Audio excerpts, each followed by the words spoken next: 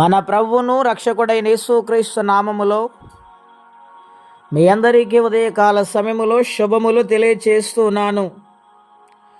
దేవుని వాక్యమును ధ్యానిందాము. కీర్తనల గ్రంథం 118వ అధ్యాయము 5వ వచనం. ఇరుకునందుండి నేను యెహోవాకు మొర్రపెట్టితిని, విశాల స్థలముయందు యెహోవా నాకు ఉత్తరమిచ్చెను.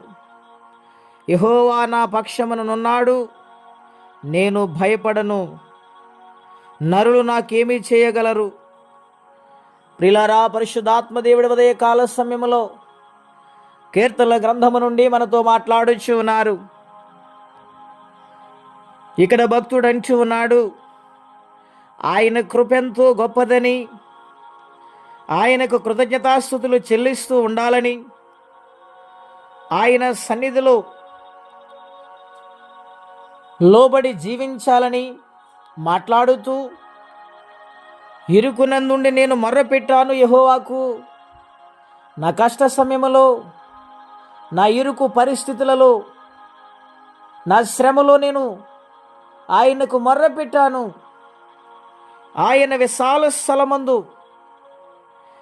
నాకు ఉత్తరమిచ్చారు యెహోవా. పరిశుద్ధాత్మదేవుడి ఉదయ కాల సమయంలో మనతో మాట్లాడుచున్నారు. ప్రియులరా, ఏ కష్టముల గుండా ప్రయాణము చేస్తూ ఉన్నారు? అది ఆర్థిక సమస్య, రోగమా, బలహీనత, ఏ రుగ్మతులు వెంటాడుతూ ఉన్నాయి? చెప్పుకోలేని సమస్యలతో ఉన్నారా? పరిశుద్ధాత్మ దేవుడి దినాన మనతో మాట్లాడుచు ఉన్నారు.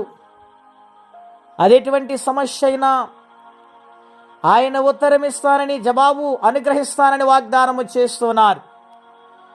గనుక ఎటువంటి కష్ట పరిస్థితులైనా భయపడవద్దు, ధైర్యముతో ముందుకు నడవాలని ప్రభు పేట మీకు మనవి చేయుచు ఉన్నాను.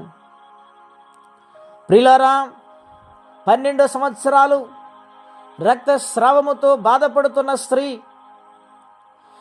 ఎన్నో కష్టాలు తిప్పలు పడింది, తన వేమంత ఖర్చు పెట్టింది. అటువంటి ఇరుకు పరిస్థితులలో దేవుని యొక్క మాటను విని ఆయనను దర్శించాలని, ఆయనను కనుగొనాలని ఆ జనాంగములో ఆయన యొక్క వస్త్రమును ముట్టి బాగుపడాలని విశ్వాసముతో ముందుకు నడిచింది. దేవుడి యొక్క కార్యమును చేశారు గనుక ఆమె వస్త్రము ముట్టిన వెంటనే స్వస్థత వచ్చింది. దేవుని ప్రభావములోకి వెళ్ళిపోయింది. కారణం ఏమిటంటే విశ్వాసము. తన కష్ట పరిస్థితిలో ప్రభు వైపు చూసింది, అధైర్యపడలేదు, కృషించిపోలేదు.